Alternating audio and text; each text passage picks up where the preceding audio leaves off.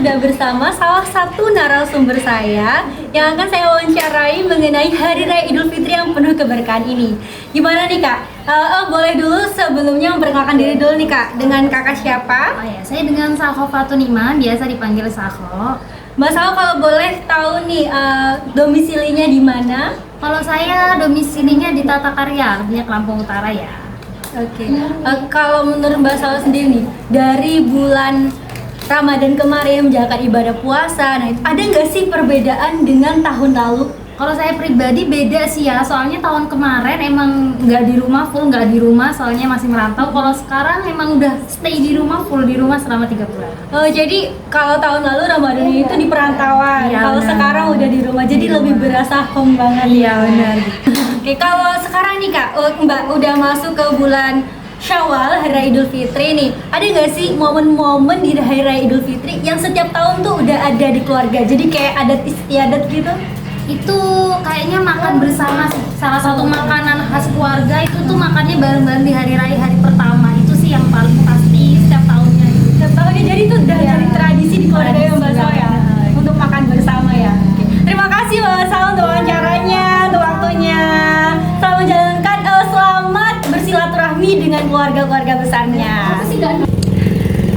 Nah, saya juga sudah bersama salah satu narasumber saya lagi. Nah, dia ini adalah salah satu pengusaha kue kering yang ada di Tulang Bawang Barat juga. Boleh dulu dong Mbak diperkenalkan nama dan usahanya juga. Perkenalkan, nama saya Fatma.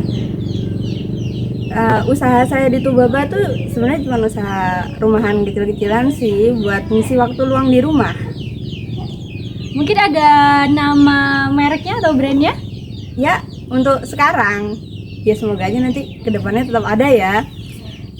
Nama usaha saya Brownies Fatma. Jangan lupa mampir di Tubaba. Oke, ada nama toko Brownies Fatma ya.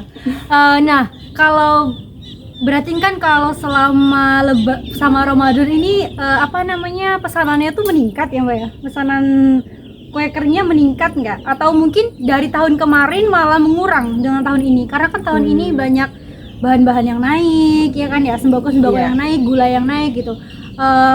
Omset pesanan di tahun ini dengan tahun kemarin tuh beda atau mungkin sekarang lebih meningkat atau mungkin lebih menurun? Justru penjualan dari tahun kemarin, tahun sebelum-sebelumnya, tahun ini lebih kurang. Tahun ini Nggak lebih sebanyak sebelumnya. Iya.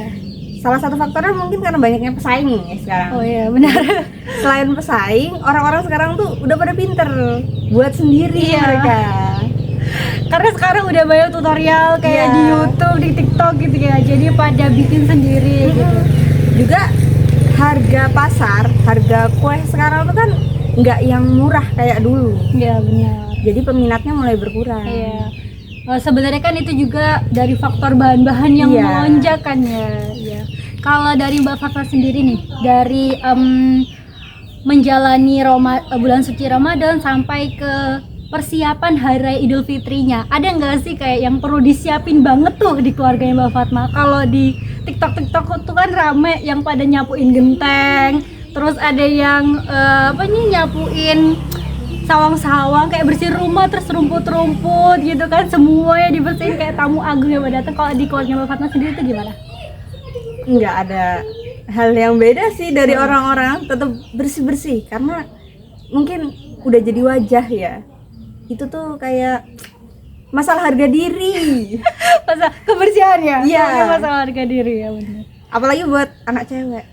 Ya, kalau punya ada gadis di rumah gitu, kayaknya harus dituntut harus rapi, bersih rumahnya Iya. selama Idul Fitri aja. Biasanya kan gitu ya.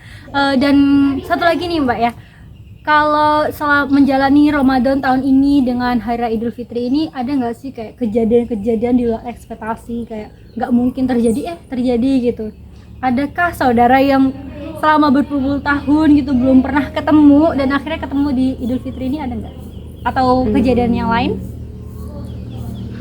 Nggak ada hal khusus sih ya. Kalau mungkin tahun ini hidup saya berjalan flat saja, datar-datar aja, nggak ada yang spesial, nggak ada yang tiba-tiba mengejutkan, nggak ada. Tidak ada berarti ya? Tidak ada sih. Nggak ada berarti, nggak ada yang kejadian luar ekspektasi. Oke Bapak, terima kasih untuk waktunya. Selamat bersilaturahmi dengan keluarga, berkumpul dengan keluarganya. Terima kasih. Baik pemirsa, itu dia wawancara saya dengan dua narasumber mengenai Hari Raya Idul Fitri 1446 Hijriah.